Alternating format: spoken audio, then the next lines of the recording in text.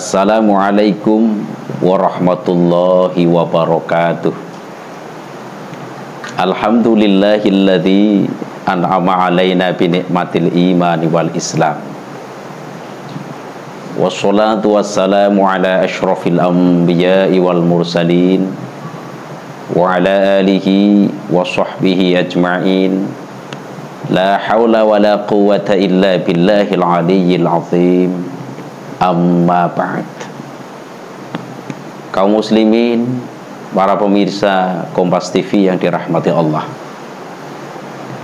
Pertama, yang paling utama, marilah kita bersama-sama memanjatkan puja dan puji syukur kehadirat Allah Subhanahu wa ta'ala yang telah memberikan nikmat-nikmatnya kepada kita semua, sehingga pada hari ini kita bisa berjumpa dalam acara Mutiara Iman yang diadakan oleh Kompas TV. Mudah-mudahan dengan adanya acara ini menjadikan peningkatan iman kepada kita semua, tentunya iman kepada Allah Subhanahu wa ta'ala. Amin ya rabbal alamin.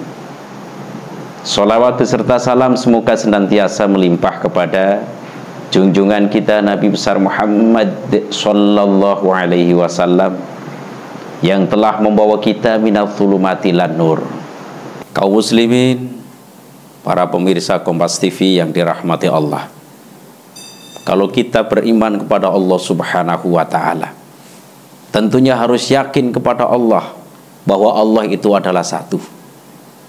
Diterangkan dalam Al-Quran surat Al-Ikhlas, Allah berfirman, Qul huwallahu ahad, Allahu somad, lam yalid walam yulad walam yakullahu kufuwan ahad.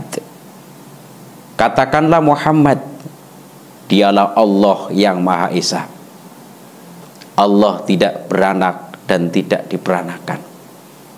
Jadi kita harus yakin bahwa Allah itu satu, tidak punya ibu dan juga tidak punya anak.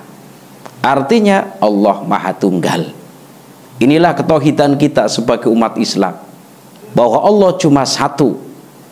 Oleh sebab itu, kalau seumpama ada orang lain kemudian mengakui Tuhannya lebih daripada satu, tetapi mohon maaf perlu diketahui, kalau Tuhan lebih daripada satu, suatu contoh, Tuhannya memutuskan mengenai hujan, ya, hanya memerintahkan hujan, Tuhan satunya nggak mau, Tuhan satunya nggak boleh. Kalau Allah satu menentukan apapun, mau hujan kek, mau kemarau kek, mau mendung kek, silahkan, karena Allah itu maha kuasa. Oleh sebab itu, ketika Rasulullah Shallallahu Alaihi Wasallam menerima wahyu yang pertama ketika di Gua Hiro, surat Al-Alaq, Iqra bismi rabbikal ladzi khalaq, khalaqal insana min 'alaq. Iqra, bacalah Muhammad dengan menyebut nama Tuhanmu, dialah yang telah menciptakan manusia dari segumpal darah. Yang pertama kali Nabi Muhammad Shallallahu Alaihi Wasallam menerima wahyu yang pertama justru surat Al-Alaq. Katakanlah Muhammad, ya, untuk menyebut nama Allah Subhanahu wa ta'ala. Ketika itu Rasulullah Shallallahu Alaihi Wasallam usianya 40 tahun. Dilanjutkan, khalaqal insana min 'alaq. Dialah yang telah menciptakan manusia dari segumpal darah. Maka kalau kita lihat yang sejak dulu kisah-kisah, yang pertama kali Nabi Adam alaihi salam diciptakan oleh Allah dari tanah liat. Kok kenapa ayat ini menerangkan bahwa Allah menciptakan manusia dari segumpal darah? Mari kita sama-sama mengaji tentang ini.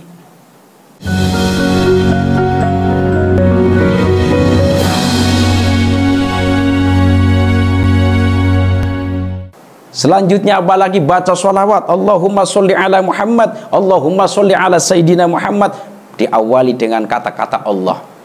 Apabila mereka mendengarkan asma Allah, nama Allah disebut, mereka bergetar hatinya. Tapi jangan lupa, Takbir jangan sampai disalahgunakan. Apa disalahgunakan? Tawuran pakainya takbir. Dari sana baca takbir, dari sini baca takbir, kemudian polisi dan TNI merasa bingung mana yang perlu dibela. Di sana takbir, di sini takbir. Terus kemudian TNI dan polisi bersama-sama mengucapkan Allahu Akbar kabiro walhamdulillahi katsiro. Nggak jadi tawuran, ternyata sholat bareng. Nah, apabila takbir kemudian disalahgunakan, nggak benar. Contoh untuk tawuran, kalau demonya untuk menegakkan agama Islam, silahkan, bagus. Ini untuk demo-demo yang benar-benar menegakkan agama Allah Subhanahu wa Ta'ala. Kalau demo di mana-mana tapi memperjuangkan agama Allah, boleh lafaz takbir dikomandangkan Allahu Akbar, Allahu Akbar. Ketika takbir dikomandangkan Allahu Akbar, mereka bergetar hatinya. Tapi kalau orang yang imannya lemah, naudzubillahi min dzalik, nyatanya ada suara adzan, mereka cuma leha-leha saja, mereka cuma santai-santai saja. Padahal suara adzan dikomandangkan Allahu Akbar, Allahu Akbar. Kadang-kadang orang yang imannya masih kurang, mereka cuma nanti saja, leha-leha saja. Mohon maaf, ini perlu kita terangkan semacam itu. Kadang-kadang suara azan dikomandangkan, ternyata di sini hanya nonton TV saja. Bahkan ketika sholat, mohon maaf, nunggu iklan. Ini nggak benar. Mendahulukan perintah Allah, mendahulukan seruan Allah. Ketika suara azan dikomandangkan, langsung datang ke musola, langsung datang ke masjid. Karena itu adalah ciri-ciri orang yang beriman kepada Allah Subhanahu wa Ta'ala. Harapannya apa? Kita semua insya Allah iman kita rawat supaya hidup masih beriman kepada Allah, mati juga beriman kepada Allah. Namanya husnul khotimah. Ciri-ciri orang yang beriman yang kedua adalah wa idza tuliyat 'alaihim ayatuhu zadatuhum imana. Apabila dibaca ayat-ayat Allah, mereka zadatuhum imana, imannya menjadi tambah. Orang-orang yang beriman kepada Allah, ciri-cirinya apabila dibaca ayatnya Allah, mereka bergetar hatinya, mereka tambah imannya, menjadi tambah. Oleh sebab itu, apabila iman sedang turun, apa caranya? Di antaranya adalah membaca Al-Quranul Karim. Kalau Al-Quran dibaca terus menerus, continue, ini bisa menjadikan orang-orang yang beriman semakin tambah imannya, semakin tambah imannya, semakin tambah imannya. Tetapi bagi orang-orang yang mendengarkan bacaan Al-Quran, jangan sekali-kali ribut, jangan sekali-kali berisik. Al-Quran menerangkan, wa idza quri'al qur'anu fastami'u lahu wa ansitu la'allakum turhamun. Apabila dibaca Al-Quran, maka diamlah kalian. Ya, diamlah kalian, dengarkanlah kalian. Didengarkan.